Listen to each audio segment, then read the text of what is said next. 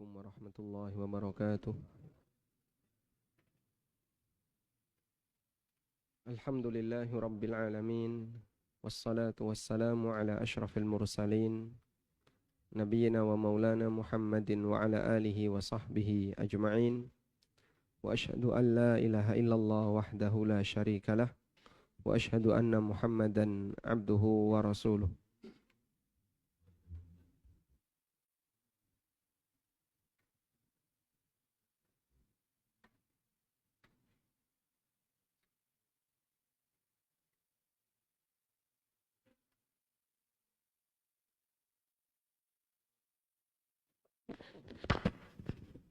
Subhanallah. Subhanallah. Berarti pakai ini aja.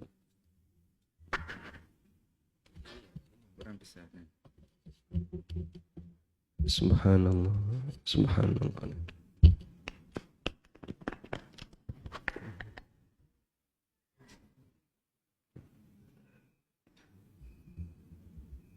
Baik. Alhamdulillah. Alhamdulillah, pagi ini kita lanjutkan kajian dengan membaca buku umur yang kedua. InsyaAllah mulai halaman 43. 10 amal yang tidak terputus pahalanya. Nah, jadi mungkin mulai bagian inilah dan kita akan menyinggung tentang aneka amalan yang umurnya lebih panjang daripada umur orang yang melakukannya. Para penghuni kubur telah terputus dari kesempatan mereka untuk melakukan amal saleh. Mereka hanya bisa menunggu hari hisab yang tidak diketahui hasilnya. Saat di alam kubur, mereka dalam kesepian. Hanya ditemani oleh amalnya ketika di dunia. Dalam suasana demikian, ada beberapa amalan yang pahalanya terus mengalir. Jasad mereka bersemayam dengan tenang di alam kubur, namun balasan pahala mereka tidak berhenti. Pahala terus berdatangan, padahal mereka terdiam dalam kuburnya, menunggu datangnya kiamat. Disitulah masa pensiunan yang sangat indah, yang tidak bisa digantikan dengan dunia seisinya. Lalu amal apa saja yang pahalanya tidak pernah putus, walaupun pelakunya sudah meninggal? Nabi SAW menyebutkan jumlahnya cukup banyak. Ada beberapa hadis yang menyebutkan akan hal itu, dan insya Allah kita akan merinci hadis itu. Di buku ini saya sebutkan 3 hadis yang menjelaskan tentang amalan yang pahalanya tidak pernah putus. Baik, sekarang kita akan menuju hadis itu. Jadi ceritanya begini. Saat manusia mati, apa yang terjadi? Saat manusia mati, apa yang terjadi? Tidak kelihatan.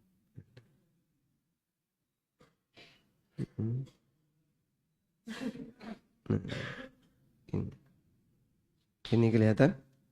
Nah. Saat manusia mati, apa yang terjadi?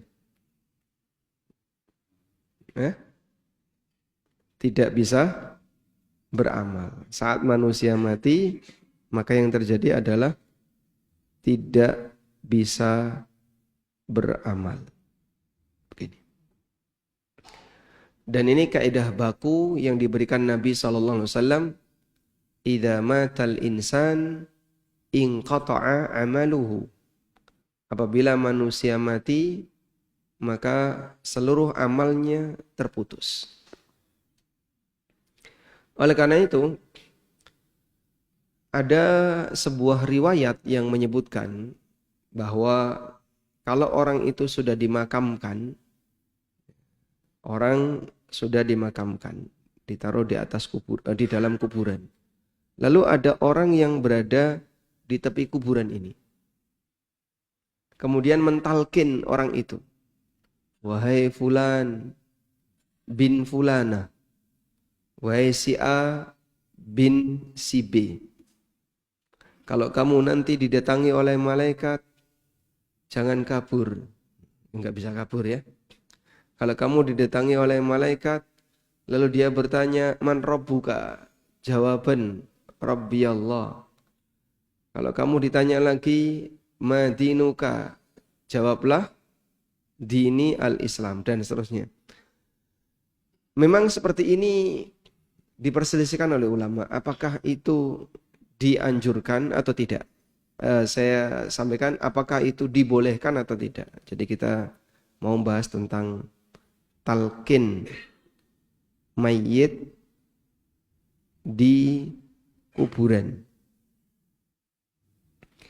Ini boleh atau tidak boleh? Ada dua pendapat. Antara yang membolehkan dan yang tidak membolehkan. Kalau kita mengambil pendapat boleh, dan ini pendapat sebagian ulama Hambali. Dan ada riwayat yang disebutkan oleh Al-Hafidh Ibnu Hajar dalam Bulughul Maram, tapi dari perbuatan tabi'in. Jadi praktek amaliyah seorang tabi'in. Kalaupun boleh, para ulama menegaskan bahwa amalan orang yang mati tidak bisa menambah kegiatan dia. Saya ulang ya, bahwa jawaban orang yang mati tidak bisa menambah amalnya. Jadi kalau misalnya ini orang yang mati mengucapkan la ilaha illallah setelah dia mati di alam barzah, berpengaruh atau tidak? Tidak. Ketika orang yang tidak beriman, non-muslim mati, lalu dia mengucapkan la ilaha illallah di alam dua, apakah dia jadi mukmin? Tidak. Karena ketika orang itu mati, amalnya terputus. Selanjutnya, ada amalan yang pahalanya terus mengalir. Loh, katanya sudah putus. Kenapa ada yang pahalanya terus mengalir? Amalannya dilakukan sebelum mati. Tapi pahala itu mengalir walaupun orangnya sudah mati. Jadi amalan yang pahalanya terus mengalir ini dilakukan sebelum orangnya mati. Kalau amalannya dilakukan setelah orangnya mati, nggak ngefek, tidak memberikan pengaruh tambahan amal.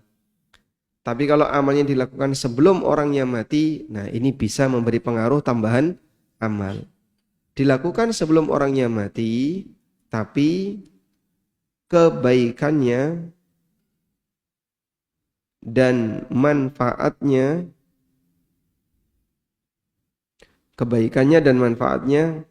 tidak putus.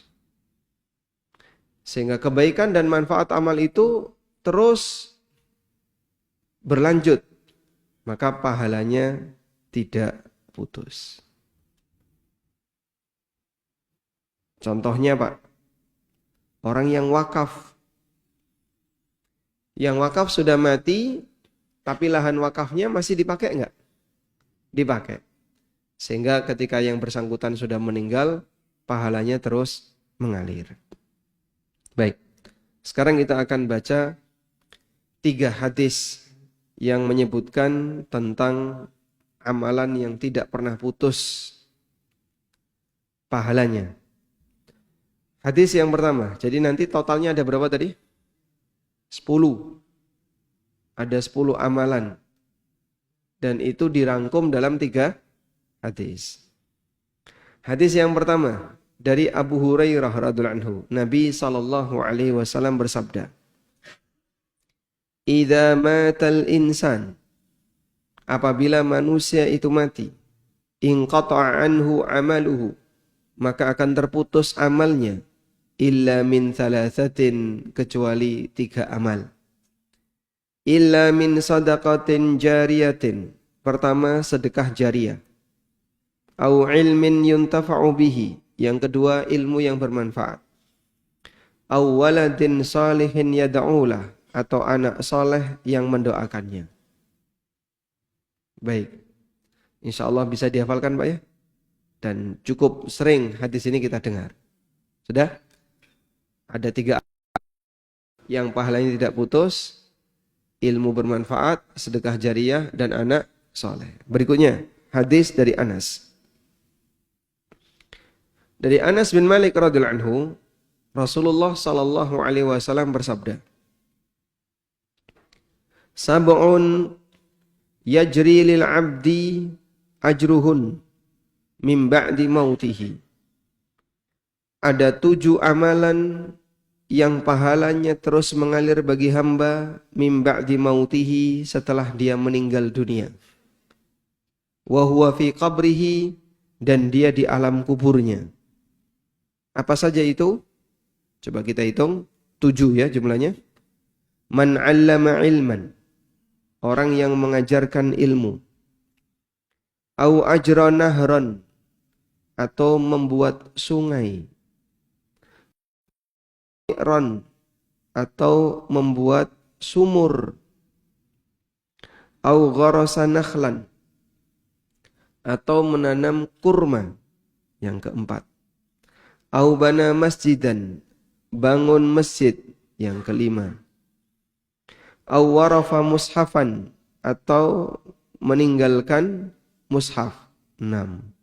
Au taraka waladan yastaghfiru lahu ba'da mautihi, atau dia meninggalkan seorang anak yang memohonkan ampunan untuknya setelah dia meninggal. Ada 7. 7 amalan dalam hadis ini yang pahalanya tidak pernah putus. Baik, dengan hadis di atas ada yang sama enggak? Ada. Jadi beririsan ya. Beririsan. Andaikan beda, udah penuh 10. Tapi karena beririsan, ada yang sama sehingga belum genap 10. Sekarang kita baca hadis yang ketiga. Hadis dari Abu Hurairah radhiyallahu anhu. Nabi sallallahu alaihi wasallam bersabda, "Inna mimma yalhaqul mu'mina min amalihi wa hasanatihi ba'da mautihi." Sesungguhnya di antara amalan dan kebaikan hamba yang tetap mengalir setelah orangnya meninggal dunia, ilman 'allamahu wa nasyara, ilmu yang dia ajarkan dan dia sebarkan. 1. Wa waladan salihan tarakah, anak saleh yang dia tinggalkan. 2. Wa mushafan warratha, yang dia wakafkan. 3. Au masjidan bana, masjid yang dia bangun. 4. Au baitan libnis sabil, atau rumah untuk ibnu sabil. 5. Au nahran ajrahu, atau sungai yang dia buat. 6.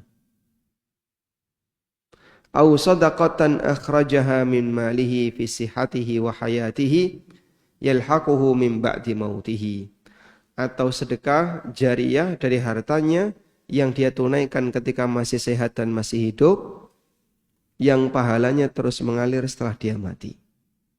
Ada berapa? 7. Baik. Sekarang coba kita hitung, betul enggak totalnya ada 10. Sebutkan Pak ya. 10 amalan yang pahalanya terus mengalir. 1. Sedekah jariyah. 2. Menyebarkan ilmu yang bermanfaat. 3. Anak soleh yang mendoakannya. 4. Bangun masjid. 5. Mengalirkan sungai. 6. Bikin sumur. 7.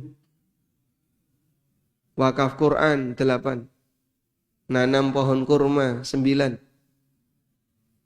Anak soleh sudah. Bangun rumah untuk musafir, untuk ibnu sabil 10. Hah? Gimana? Ilmu tadi sudah. Sudah. Sedekah itu sedekah jariah maksudnya. Sudah. Apa? Bangun masjid sudah. Hah? Wakaf. Wakaf sedekah jariah itulah wakaf. Sambun, mushaf sudah.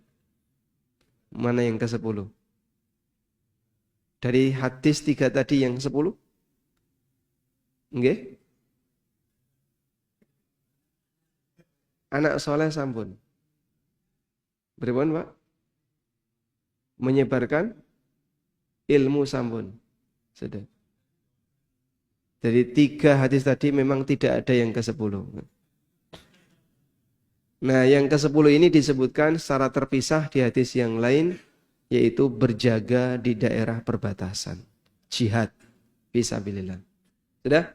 Sehingga dari 3 hadis tadi, kita menemukan 9 amalan yang pahalanya tidak pernah putus. 9 amalan yang pahalanya tidak pernah putus. Baik. Nah, karena jumlahnya banyak, wah, aku nek kon nglakoni kabeh ya ora iso. Kira-kira bisa enggak, Pak? Kalau saya cuman menjalankan sebagian. Nah, kita punya kaidah dulu ya. Nek ra iso kabeh, aja ditinggal kabeh. Kalau enggak bisa semuanya, jangan tinggalkan yang mampu kau lakukan. Apa kira-kira dari 9 ini yang masih bisa kau lakukan? Kerjakan. Kalaupun nggak bisa semuanya, jangan tinggalkan semuanya. Baik, sekarang kita akan memberikan rincian untuk masing-masing. Sudah saatnya kita bersemangat untuk menanam investasi pahala selama masih hidup di dunia. Untuk kehidupan yang abadi. Karena masa hidup di dunia adalah kesempatan yang Allah jadikan sebagai tempat beramal untuk masa yang lebih abadi setelah kita meninggalkan dunia. Sehingga karakter dunia itu gimana, Pak? Dunia lelah. Dunia itu melelahkan. Yang kedua, fana. Selanjutnya, akhirat. Akhirat itu hisab. Setelah itu, balasan. Abadi. Karakter dunia, awaluhu ana. Kata Ali bin Abi Thalib, dunia itu melelahkan. Sehingga siapapun yang hidup di dunia, dia capek. Makanya kalau bapak-bapak misalnya jika ditawari mau dikasih usia 300 tahun. Kira-kira kalau dikasih usia 300 tahun bersedia enggak, Pak? Enggak bersedia. Kenapa enggak mau? Capek. Capek. Makin tua makin capek ya. Sehingga bangun tidur kemeng-kemeng, loro. Isine loro, nggih, Pak. Kalau dikasih usia 200 tahun mau enggak? Capek. Capek. Kalau sekarang yuswa pinten? 60-an. 62. Belum capek. Dunia itu melelahkan. Dan nanti semua akan hilang, fana.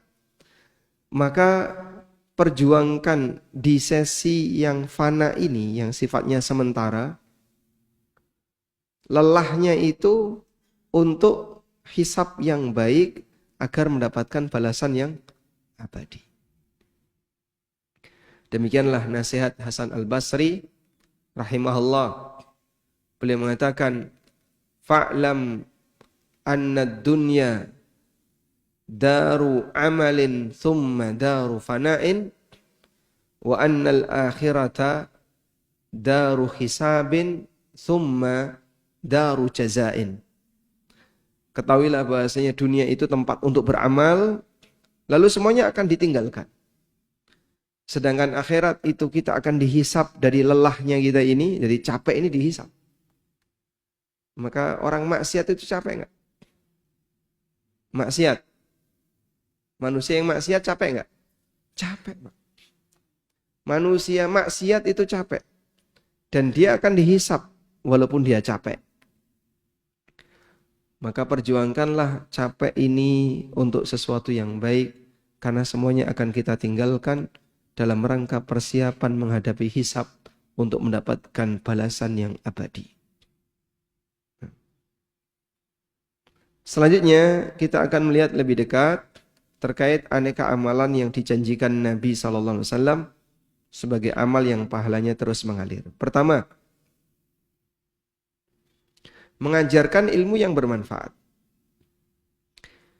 Yang dimaksud ilmu di sini adalah ilmu yang mengantarkan seseorang untuk mengenal agama dan mengenal Tuhannya. Ilmu yang menjadi petunjuk bagi umat manusia untuk berjalan di atas jalan kebenaran, jalan yang lurus. Ilmu yang mengenalkan perbedaan antara jalan hidayah dan jalan kesesatan. Ilmu yang mengajarkan mana yang hak, mana yang batil, mana yang halal, mana yang haram.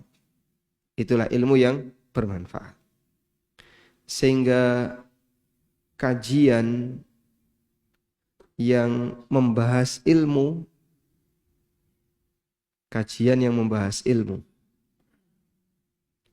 itu bukan guyon. Guyon atau bukan, Pak? Hah? Bukan. Guyon itu bukan ilmu. Ya, menyampaikan ilmu dengan cara guyon. Ya berarti guyonnya dikit saja, seriusnya yang banyak. Sebab ilmu itu disampaikan pada asalnya dengan cara serius. Pada asalnya ilmu disampaikan dengan cara serius, bukan guyon. Ya, makanya saking seriusnya sampai tenang, merem kabeh.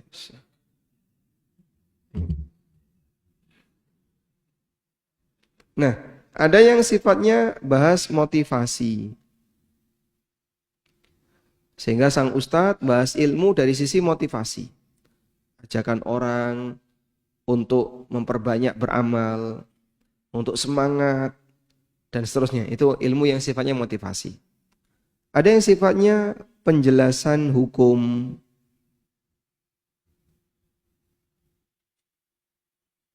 Tentang hukum A, hukum B, hukum C. Nah, kira-kira kajian subuh seperti ini, materi umur yang kedua, itu yang mana ini? Motivasi. Kita sekarang belajar di area motivasi. Kalau yang menjelaskan hukum, dulu kita sudah pernah mengkaji tentang tafsir sholat. Rincian tentang bagaimana cara gerakan A, gerakan B, dan seterusnya. Kita lanjutkan. Dengan melihat nilai pentingnya dari ilmu, kita bisa melihat betapa mulianya yang memberi nasihat bagi umat, para da'i yang ikhlas memberikan pencerahan bagi masyarakat. Hingga Imam Ahmad pernah memuji peran ulama di masyarakat seperti orang yang menghidupkan masyarakat yang telah mati hatinya karena jadi korban iblis. Dalam pengantar buku beliau, Ar-Raddu 'alal Jahmiyah, Imam Ahmad pernah mengatakan, coba kita baca muqaddimah Imam Ahmad dalam kitab Ar-Raddu 'alal Jahmiyah. Bantahan untuk sekte Jahmiyah. Kata beliau, rahimahullah, Alhamdulillah alladzi ja'ala fi kulli zamanin fatratan minar rusul baqaya min ahlil ilmi. Segala puji bagi Zat yang telah menjadikan adanya ulama di setiap zaman yang tidak ada rasul. Bagaimana kegiatan para ulama itu? Yad'una man dhalla ilal huda.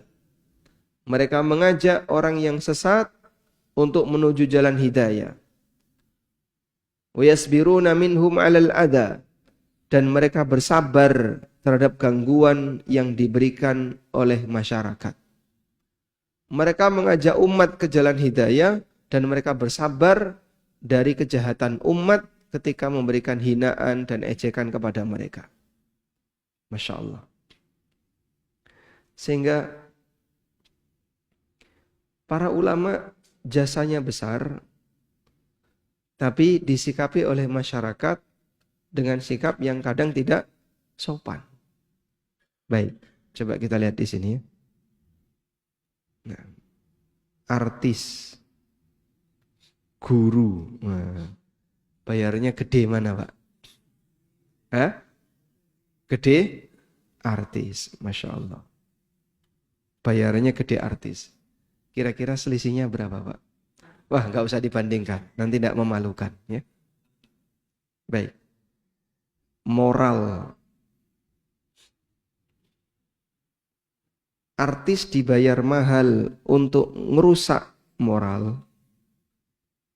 Guru dibayar murah untuk memperbaiki moral.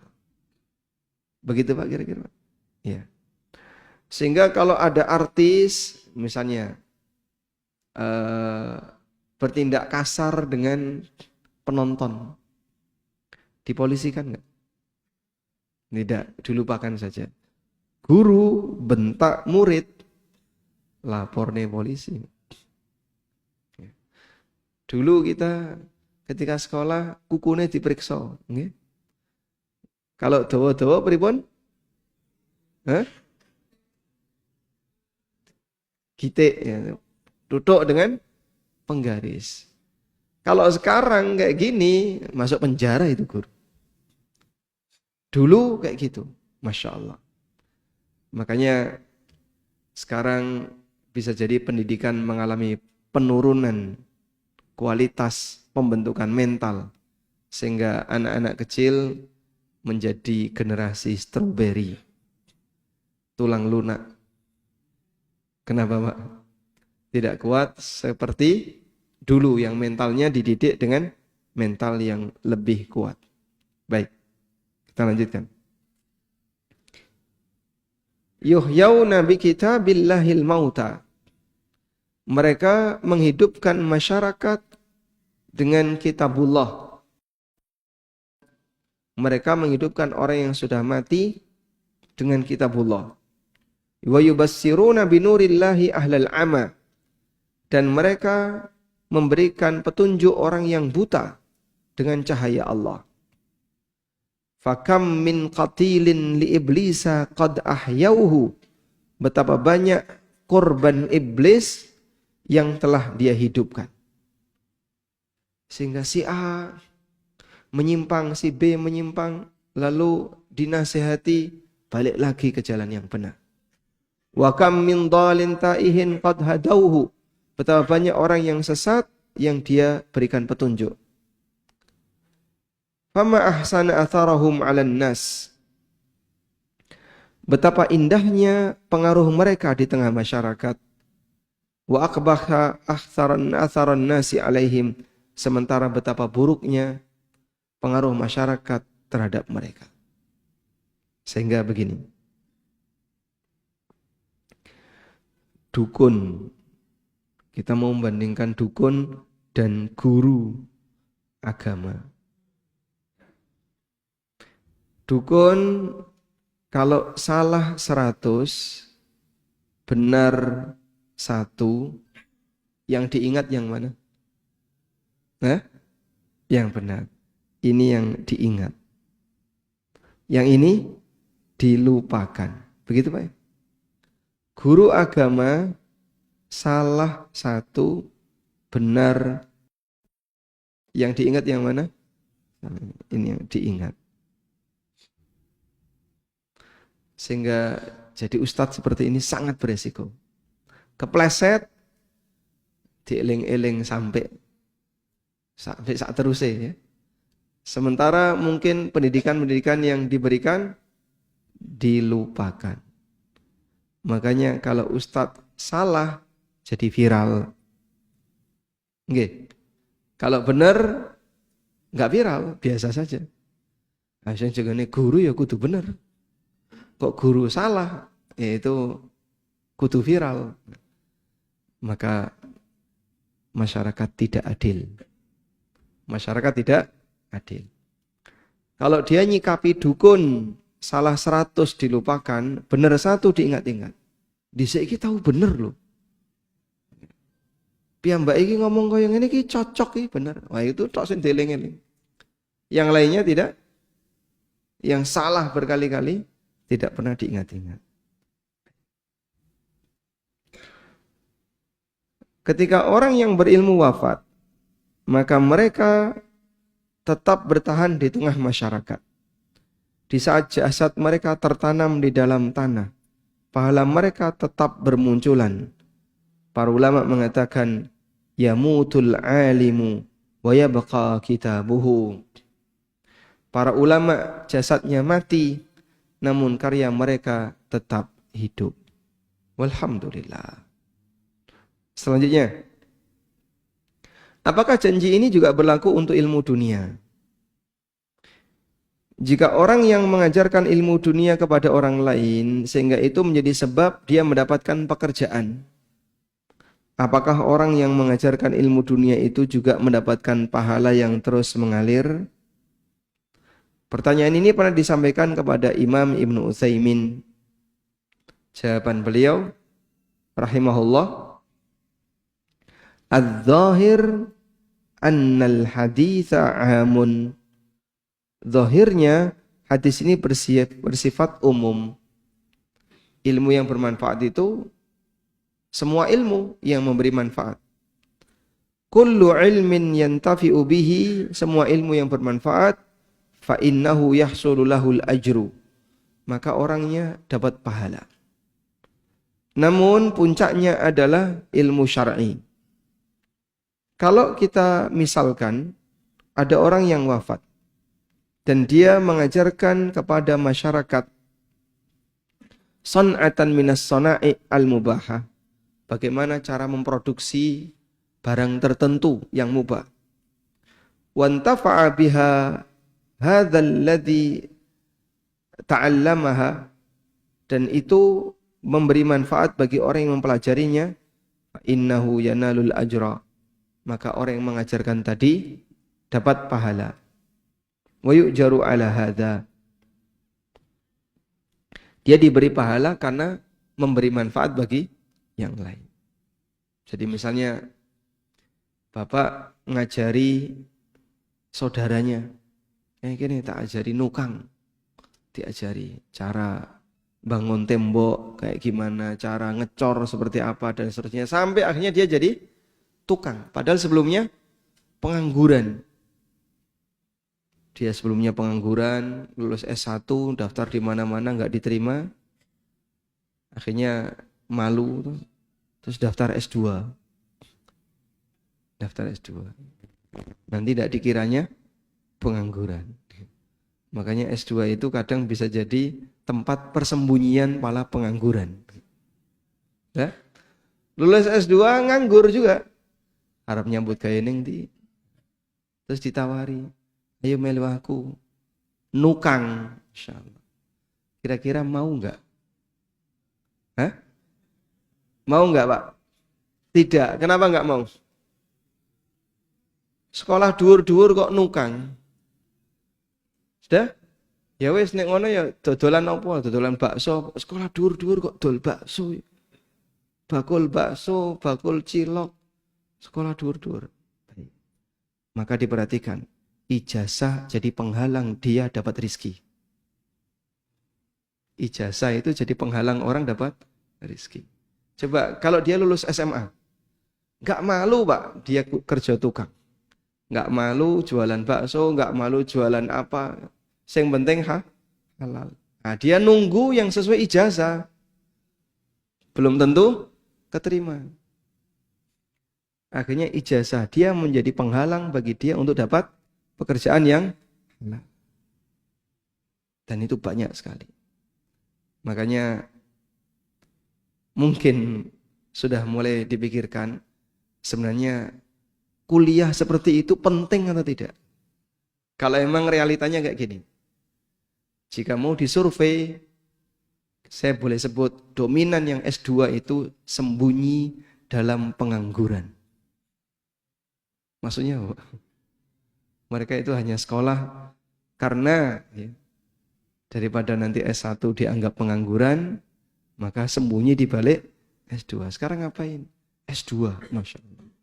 Yang penting masih kuat untuk biaya belajar. Ya, kecuali bagi mereka yang serius dan nanti mau berkarya untuk umat dari hasil ilmu yang dia pelajari. Alhamdulillah yang seperti ini memberi manfaat. Tapi banyak sekali fenomena di mana orang jadi nganggur gara-gara dia punya ijazah. Baik. Tukang itu kebutuhannya besar ya? Hah? Besar, Pak. Tukang di Jogja itu kurang, Pak.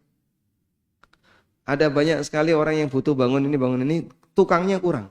Sampai harus ngantri ya. Sampai harus ngantri-ngantri. Nah, karena saking banyaknya S1, Pak. Wallahu a'lam. Baik, kita lanjutkan sekarang. Yang kedua, mengalirkan sungai yang mati. Nabi SAW menyebutkan au ajron nahron, atau mengalirkan sungai. Dan salah satu di antara bentuknya adalah pipanisasi. Maksudnya adalah membuat aliran pada sungai yang tertahan airnya, agar air tersebut bisa mengalir ke tempat-tempat pemukiman masyarakat, sehingga orang lain bisa memanfaatkannya. Tidak harus sungai yang besar, termasuk juga sungai kecil seperti membuat selokan. Betapa besar kebaikan dari amalan yang mulia ini, memudahkan manusia memperoleh air yang merupakan kebutuhan paling utama dalam kehidupan. Syekh Abdul Razak Al-Badr menjelaskan, serupa dengan amalan ini adalah membangun penampungan air di tempat-tempat yang dibutuhkan oleh masyarakat. Ya, mungkin kalau zaman sekarang yang masih cocok dengan model ini adalah pipanisasi. Di daerah Pacitan, Gunung Kidul, itu seperti ini dibutuhkan. Sehingga kalau buat sungai mungkin kita tidak sanggup. Yang bisa adalah kita salurkan air dari sana untuk bisa dimanfaatkan oleh penduduk di tempat yang lain dengan menggunakan pipa. Wallahu a'lam. Baik, mungkin itu yang bisa kita sampaikan. Semoga bermanfaat. Wassallallahu ala nabiyyina Muhammadin wa ala alihi wa sahbihi wasallam.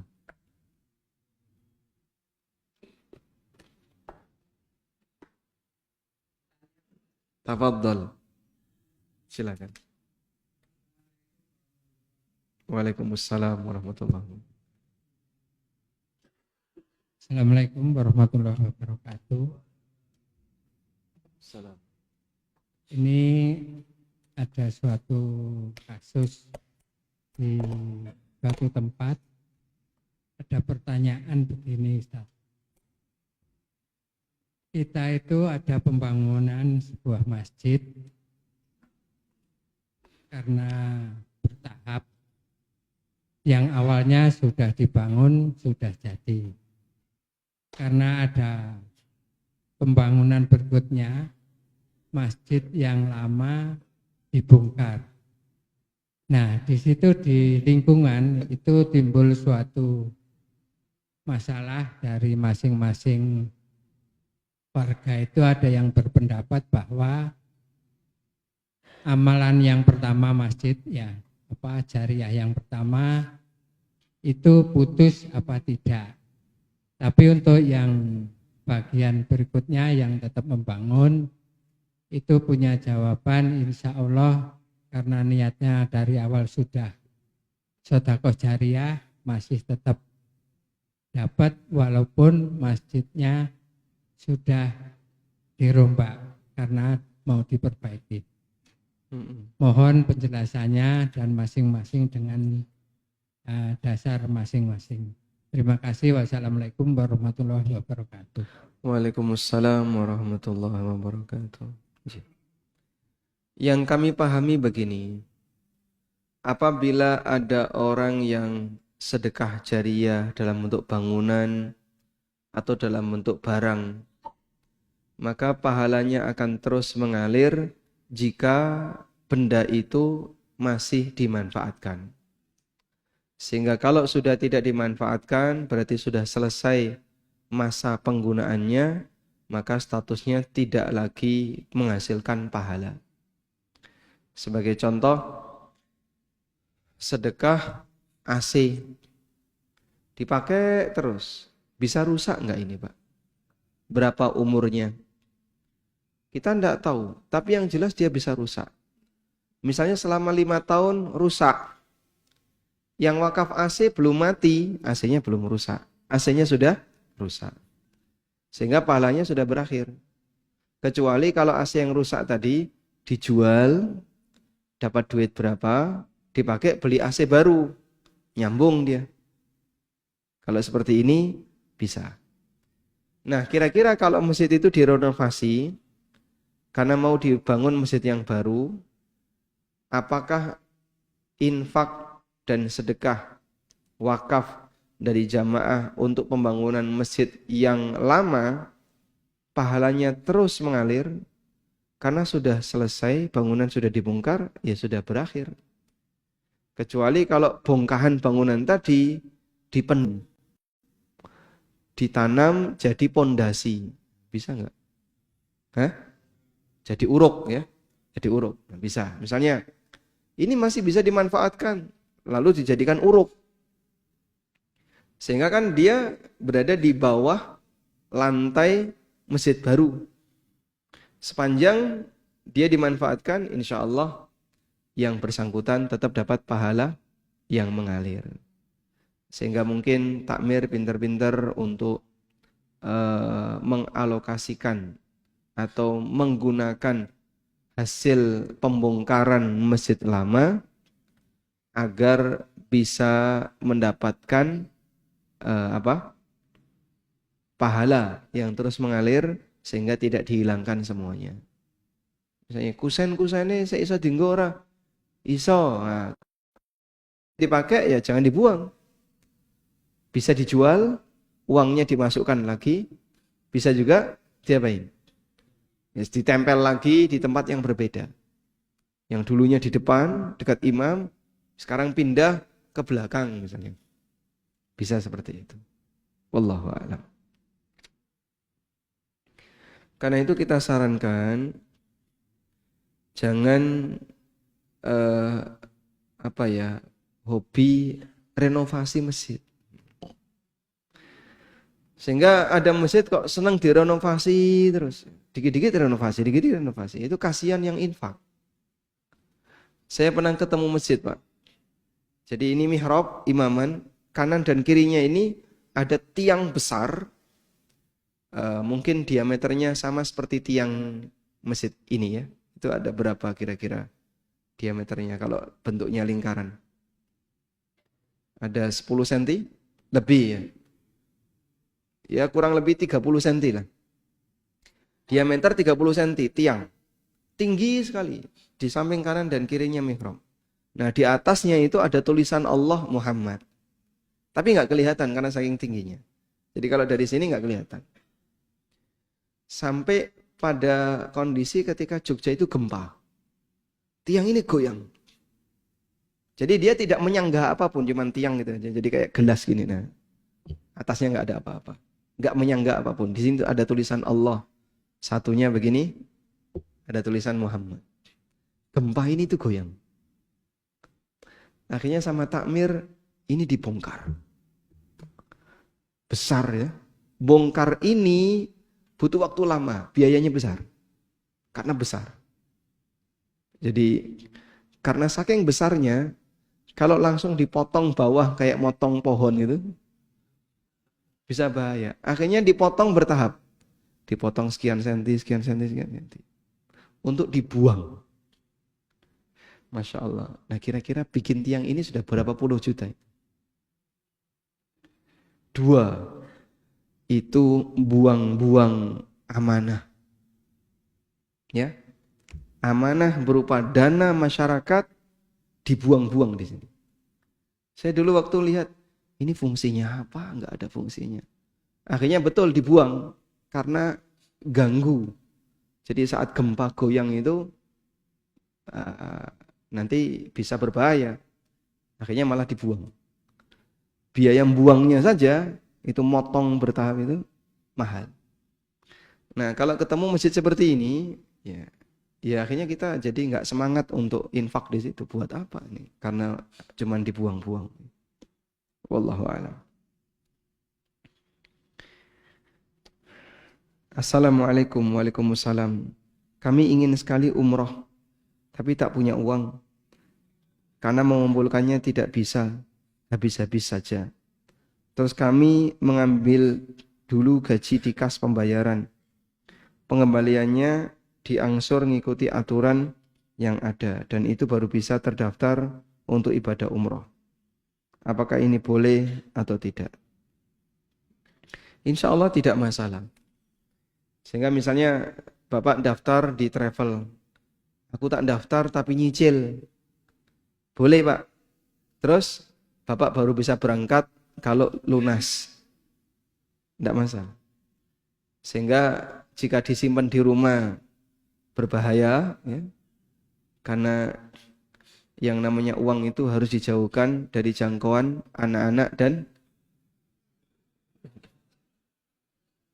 istri. Wah, kok hilang terus iki. Padahal calonnya dipakai daftar umroh. Nah, maka Bapak taruh di tempat yang lebih aman. Kalau di dalam rumah tidak aman. Pripun, Pak? Lebih aman mana naruh duit di dalam rumah dan di luar rumah? Saya tanya bapak-bapak ya.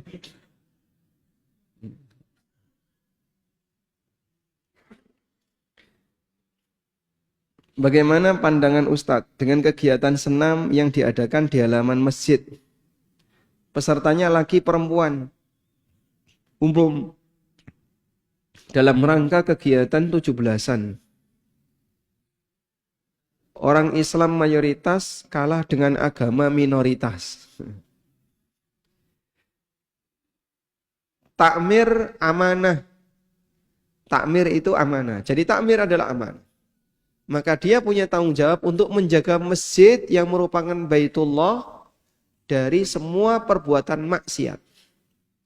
Sehingga kalau ada maksiat di situ ya dilarang. Kalau lapangan masjid Pak termasuk. Coba misalnya senam seperti ini di pelataran Masjidil Haram. Kira-kira gimana Pak? Hah? Atau di halaman Masjid Nabawi. Kan bukan di dalam. Iya, coba lakukan seperti ini di Masjid Nabawi. Semua orang kan mengatakan orang sopan. Di sana masjid, di sini juga masjid. Yang perlu untuk dimuliakan. Maka kalau takmir mengizinkan, dia yang berdosa pertama. Karena takmir membiarkan Baitullah dipakai untuk kegiatan buka aurat, joget-joget bareng, laki perempuan yang itu isinya maksiat. Kadang datangin pembina senam tuh, instruktur, datangin instruktur senam, dan pakaiannya, wallahu a'lam. Ya kayak gitu kok dilakukan di masjid. Sehingga takmir ya harus dengan tegas, mohon maaf, masjid bukan tempat untuk kayak gini. Tapi nanti diseneni karo warga. Ya itulah konsekuensinya. Ketika Anda diberi amanah, maka Anda harus jaga. Jangan membiarkan orang bebas berbuat maksiat di masjid yang seharusnya dimuliakan. Wallahu a'lam.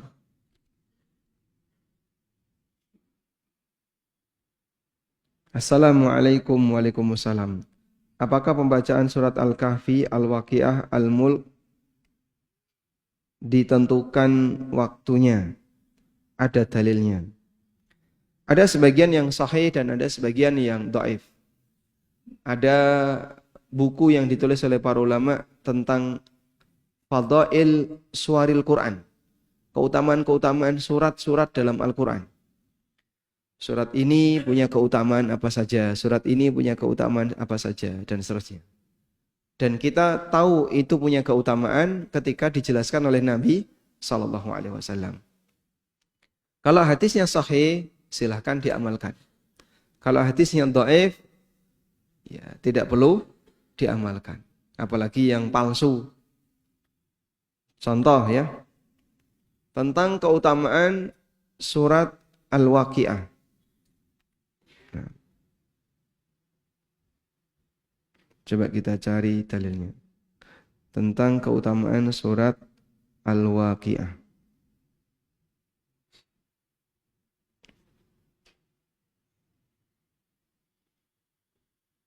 Nah, di sini ada pertanyaan ya, mengenai apakah sahih hadis tentang keutamaan surat Al-Waqi'ah. Hadis dari Ibnu Mas'ud radhiyallahu anhu. Man qara'a surat Al-Waqi'ah fi kulli lailatin lan tusibhu faqatun abada. Siapa yang membaca surat Al-Waqi'ah setiap malam, maka dia tidak akan tertimpa kemiskinan selamanya. Qala, kata Ibnu Mas'ud, waqad amartu banati ayyaqra'naha kulla lailatin. Aku perintahkan putri-putriku untuk membaca surat Al-Waqi'ah setiap malam. Ini dikeluarkan oleh sebagian ulama, diriwayatkan oleh Abu Ubaid Al-Qasim bin Salam dalam Fadailul Quran, Imam Ahmad dalam Fadailus Sahabah, dan seterusnya. Nah, mengenai hadis ini, kesimpulannya, apakah hadis ini sahih atau tidak? Ada seorang perawi namanya Syuja. Apakah Abu Syuja dan Abu Syuja ini orangnya terpercaya atau tidak? Kesimpulannya, hadis ini dinilai hadza haditsun mungkar. Hadis ini hadis mungkar.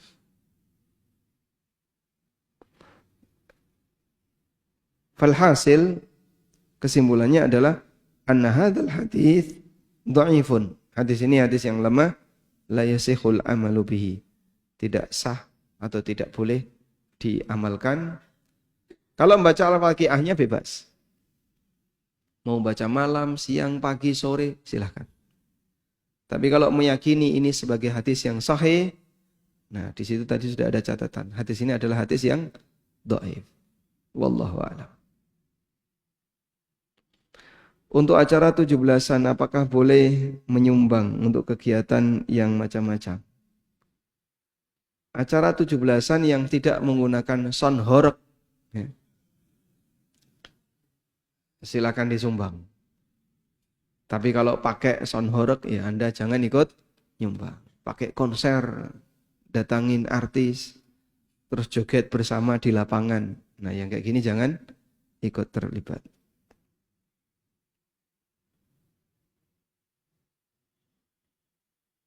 Assalamualaikum. Waalaikumsalam. Jika kita berangkat umroh, kan lama di pesawat.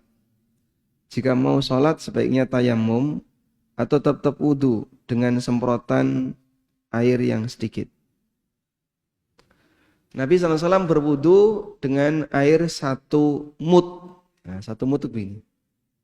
Coba misalnya Bapak Ibu nyakup air begini. Terus taruh di gayung. Itu kira-kira berapa? Kurang lebih segini. Berapa ini? 300-an mili. Kurang lebih 300 mili. Ini cukup untuk wudu. Nah, maka di pesawat wudu dengan air 300 mili bisa. Dan saya mengajarkan kepada jamaah, silakan wudu dengan air kurang lebih 300 mili. Mungkin bisa dicoba ya. Wallahu a'lam. Baik, demikian yang bisa kita sampaikan, semoga bermanfaat. Wassallallahu ala nabiyyina Muhammadin wa ala alihi wa sahbihi wa sallam. Wa akhiru da'wana alhamdulillahi rabbil alamin. Wassalamualaikum warahmatullahi wabarakatuh.